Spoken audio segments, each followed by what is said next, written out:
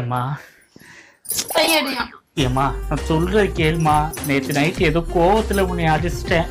I am so சாரிம்மா. இங்க பாரு, சாரிம்மா. சரி மாமா, என்ன இருந்தாலும் நானும் நைட்டு அடிச்சிருக்க கூடாது. சரி போய் உட்காரு, உனக்கு காஃபி போட்டு தரேன். சரிம்மா.